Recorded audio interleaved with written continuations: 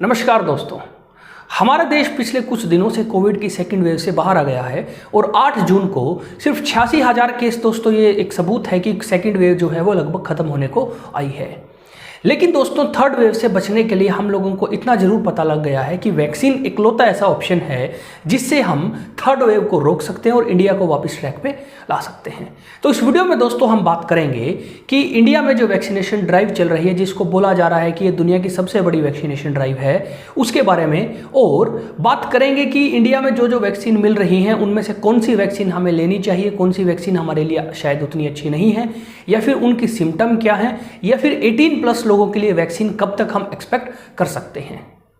7 जून तक दोस्तों इंडिया में करीब 23 करोड़ वैक्सीन की डोजेज लग चुकी थी, जिसमें करीब 14% हमारी जो पॉपुलेशन है उसको पहली डोज लग चुकी है, और करीब 4.5 करोड़ लोग, जो कि इंडिया की पॉपुलेशन का 3.3% लगता है, वो फुली वैक्सीनेट हो गए, यानी उनको दोनों की दोनों डोजेज लग चुकी हैं। अगर आप दोस्तों वर्ल्ड सिनेरियो की बात करेंगे तो फुली वैक्सीनेशन के मामले में इंडिया बहुत पीछे है, क्योंकि कुछ कंट्री जैसे कि यूएसए, चिली, इजराइल और यूके में दोस्तों जो फुली वैक्सीनेटेड लोग हैं उनकी परसेंटेज जो है वो 40% से ज़्यादा है, और इजराइल में तो दोस्तों ये परसेंटेज 56% के आसपास है। लेकिन इसमें एक दूसरा पहलू भी है, वो पहलू ये है दोस्तों कि इनकी पॉपुलेशन और हमारी पॉपुलेशन में ज़मीन आसमान का फ़र्क है। जैसे अगर आप यूएसए की पॉपुलेशन देखोगे जो आज के टाइम में करीब 30 करोड़ के आसपास है, और हमारी पॉपुलेशन दोस्तों वो करीब 130 करोड़ के आसपास है, यानी आप देख सकते हैं कि यूएसए में और हमारी पॉपुलेशन में पूरे 100 करोड़ का फ़र्क है। लेकिन दोस्तों हमें ये नहीं कहना चाहिए कि हमारी पॉपुलेशन ज़्यादा है तो वैक्सीनेशन कम हो रही है, हम इसको जस्टिफाई नहीं कर सकते।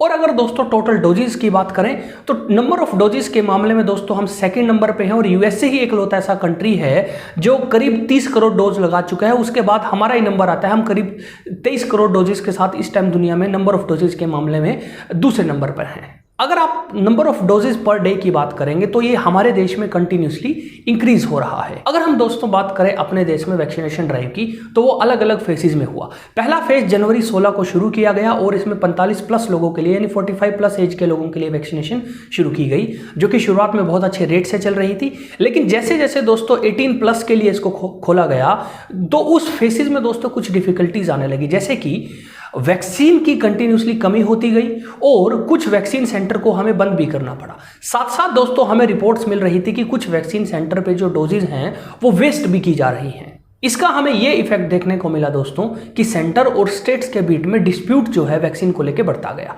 स्टेट जो है दोस्तों वो सेंटर के ऊपर आरोप लगा रहे थे कि सेंटर एक तो उन्हें वैक्सीन प्रॉपर दे नहीं रहा, यानी 45+ के लिए उनके पास वैक्सीन अवेलेबल है लेकिन 18+ को वो वैक्सीन नहीं दे रहा, और उन्होंने सेंटर पे आरोप लगाया कि सेंटर ने उनको कहा है कि वो खुद वैक्सीन का इंतजाम करें। दूसरा जो स्टेट को दिक्कत आ रही थी वो ये कि सेंटर वैक्सीन को 150 रुपये में, 150 रुपये में खरीद रहा है, लेकिन स्टेट को बोला गया कि आप 300 से 600 रुपये तक स्पेंड कीजिए पर वैक्सीन की डोज के लिए। अब इस मुद्दे को दोस्तों स्टेट ने जब ऊपर उठाया तो सेंटर ने बिल्कुल पल्ला झाड़ लिया और सेंटर ने कहा कि आप खुद से वैक्सीन अरेंज कीजिए। जिसके बाद कुछ स्टेट ने वैक्सीन के लिए दोस्तों टेंडर निकालने शुरू किए, लेकिन काफ़ी सारी वैक्सीन कंपनियों ने जैसे कि फाइजर और मॉडर्ना ने जो है इंडियन स्टेट्स को जो है वैक्सीन देने से मना कर दिया, जिसकी रिपोर्ट दोस्तों हमारे न्यूज़पेपर्स में और दूसरी न्यूज़ एजेंसी में आ भी रही थी। अब सिचुएशन क्योंकि खराब होती गई तो सुप्रीम कोर्ट को दोस्तों इसमें खुद कूदना पड़ा, और सुप्रीम कोर्ट ने भारत सरकार से क्वेश्चन पूछने शुरू किए कि जब आपने बजट में लगभग 35,000 करोड़ रुपए सिर्फ वैक्सीन के लिए लगाए हैं तो देश में इस टाइम वैक्सीन की इतनी किल्लत क्यों है, और ऐसा क्यों हो रहा है कि सेंटर और स्टेट जो है वो अलग अलग कीमत पे वैक्सीन को खरीद रहे हैं।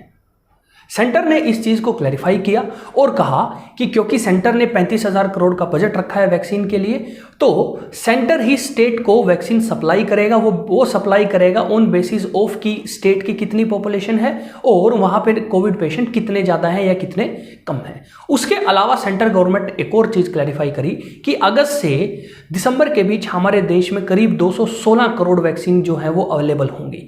अब ये 216 करोड़ वैक्सीन जो है ये मंथली जो है वो धीरे धीरे इंक्रीज होती रहेंगी, जैसे कि जुलाई तक करीब 17 करोड़ रहेंगी, उसके बाद सितंबर में 42 करोड़ के हिसाब से जो है वो वैक्सीन भारत में आने लगेगी।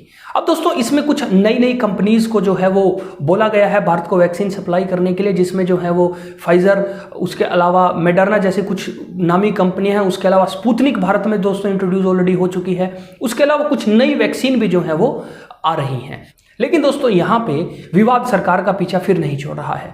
हुआ क्या कि सरकार ने बायोलॉजिकल ई नाम की एक कंपनी को एक वैक्सीन का टेंडर दिया।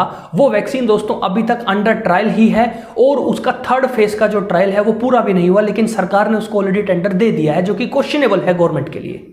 सरकार का ये कहना है कि दिसंबर तक भारत के सभी लोगों को वैक्सीन की पहली डोज जो है वो मिल जाएगी।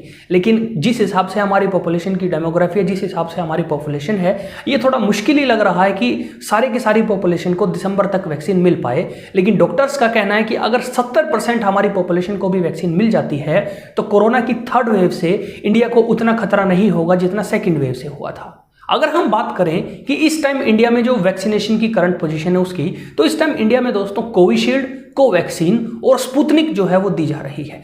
कोविशील्ड का देखिए दोस्तों, इस ग्राफ में क्लियरली आप देख पाएंगे कि कोविशील्ड की जो परसेंटेज है और कोविशील्ड को भारत में सबसे ज़्यादा जो है लोगों को दिया जा रहा है। अगर हम दोस्तों स्टेट्स की बात करें तो हिमाचल प्रदेश, केरला, सिक्किम, गोवा जैसे कुछ स्टेट ऐसे हैं वहाँ पे लगभग 20% से ज़्यादा जो पॉपुलेशन है उनको पहली डोज दी जा चुकी है, और गोवा और सिक्किम में तो ये 30% के आसपास है। लेकिन दिक्कत बड़ी स्टेट्स में है, जैसे कि यूपी में, बिहार में, महाराष्ट्र में, वेस्ट बंगाल में। यहाँ पे जो फर्स्ट डोज देने की परसेंटेज है दोस्तों वो काफ़ी कम है, और यूपी और बिहार में तो ये सिर्फ 7 और 8% है, जो कि बड़ा दिक्कत वाली बात है और इसको इंक्रीज किया जाना चाहिए। अब इसी वैक्सीनेशन के डाटा में दोस्तों एक बड़ी चीज़ बाहर निकल के आई कि इस टाइम करीब 10 करोड़ के आसपास मेल को जो है वैक्सीनेशन मिल चुकी है, और करीब 8.5 करोड़ के आसपास फीमेल को, यानी मेल और फीमेल की वैक्सीनेशन में भी लगभग थोड़ा 1-1.5 करोड़ का गैप है। और इसी बीच दोस्तों हमें कुछ ऐसी खबरें भी मिल रही थी कि यूपी में कॉकटेल वैक्सीन लगा दी गई। कॉकटेल वैक्सीन का मतलब है कि पहली वैक्सीन जो है वो कोविशील्ड लगा दी गई या कोवैक्सीन लगा दी गई, और जब वो दूसरी डोज लगाने पहुंचे तो क्योंकि वो पहले वाली वैक्सीन नहीं थी उनको फिर दूसरी वैक्सीन लगा दी गई।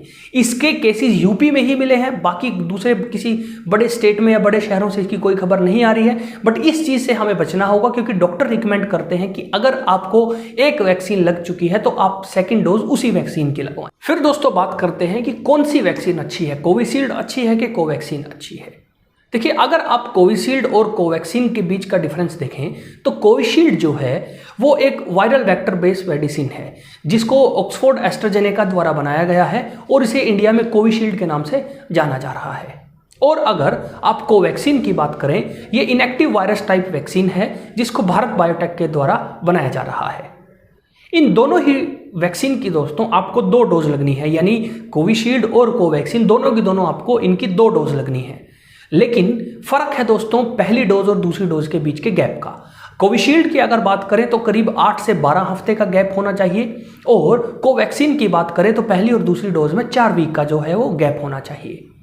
फिर बात करते हैं दोस्तों इनकी एफिकेसी का। एफिकेसी यानी कितने % चांस जो हैं वो बीमारी होने के कम हो जाते हैं। तो जितनी ज़्यादा एफिकेसी होगी उतना ज़्यादा दोस्तों आपको बीमारी होने का खतरा जो है वो कम होगा। अगर आप बात करें कोविशील्ड की एफिकेसी का, तो कोविशील्ड की दोस्तों जो एफिकेसी है वो 90% है दोनों डोज लगाने के बाद, और पहली डोज के बाद ये 70% होती है। तो अगर आपने कोविशील्ड की एक ही डोज लगाई है तो 70% चांस है कि आपको ये बीमारी नहीं होगी। लेकिन अगर आप दोनों डोज को सक्सेसफुली लगवा लेते हैं, इसका मतलब ये होगा दोस्तों कि 90% के आसपास चांस रहेगा कि आपको ये बीमारी नहीं होगी। वही ये एफिकेसी कोवैक्सीन के केस में लगभग 80% के आसपास है। दोस्तों देखिए, कोविशील्ड जो है वो वर्ल्ड वाइड बहुत ज़्यादा यूज़ की जा रही है, जिसकी वजह से कोविशील्ड को लेके हमारे पास वर्ल्ड वाइड डाटा अवेलेबल है। क्या सिम्टम है, किस हिसाब से ये रिएक्ट करती है, उस हिसाब से हमारे पास प्रॉपर एक डाटा है। लेकिन कोवैक्सीन के केस में हमारे पास ऐसा डाटा नहीं है, क्योंकि कोवैक्सीन सिर्फ अभी इंडिया में बन रही है और इंडिया ने इसको कुछ देशों को ही दिया है। तो अगर बात ये आए कि कोविशील्ड और कोवैक्सीन में से कौन सी वैक्सीन लगानी चाहिए, देखिए कोई भी वैक्सीन जो कि अवेलेबल हो वो आप उसको लीजिए, क्योंकि वैक्सीन कोई भी हो वो आपकी हेल्थ को बचा रही है, आपको कोरोना से बचाने में वो बहुत मदद करेगी। फिर एक नया क्वेश्चन अराइज होता है कि जो लोग हाई बीपी के पेशेंट हैं, या फिर डायबिटीज़ के पेशेंट हैं, या फिर अस्थमा के पेशेंट हैं, क्या उनको वैक्सीन लेनी चाहिए कि नहीं। देखिए, डॉक्टर्स का ये क्लियरली कहना है कि आपको वैक्सीन लेनी चाहिए। हाँ, अगर आपको वैक्सीन दोस्तों किसी तरह का इफेक्ट करती है, किसी तरह की इरिटेशन या किसी तरह का इन्फेक्शन उससे होता है, तो आप सेकंड डोज मत लगवाइए, बट फर्स्ट डोज आप सभी लगवा लीजिए। फिर बात करते हैं दोस्तों सिम्टम की, यानी एक बार वैक्सीन लगवाने के बाद आप क्या सिम्टम एक्सपेक्ट कर सकते हैं। देखिए, जो सबसे कॉमन सिम्टम हमें आज के टाइम में पता लग रही है वो है कि एक हल्का बुखार यानी माइल्ड फीवर होता है। उसके अलावा जहां पर वैक्सीन लगी है वहां पे हल्की सूजन और हल्का दर्द होता है। उसके अलावा माइल्ड हेडेक और इरिटेशन भी लोग जो है वो ऑब्जर्व कर सकते हैं, लेकिन कोई सीरियस टाइप का इन्फेक्शन जो है वो वैक्सीन से होगा अभी तक दोस्तों वो देखने को नहीं मिला है। जैसे जैसे दोस्तों 18+ लोगों को वैक्सीन लग रही है, वैसे वैसे यही क्वेश्चन अराइज हो रहा है कि जो 18 साल से नीचे के लोग हैं उनका अब क्या होगा। देखिए, पूरी दुनिया में दोस्तों, यूरोप में और यूएसए में खास तौर पे फाइजर और मॉडर्ना और बायोएनटेक जैसी कंपनियां जो हैं वो कंटिन्यूसली 18 से कम लोगों के लिए वैक्सीन पे ट्रायल कर रही हैं और वो सेकेंड फेज तक भी कुछ कंपनीज का पहुंच चुका है।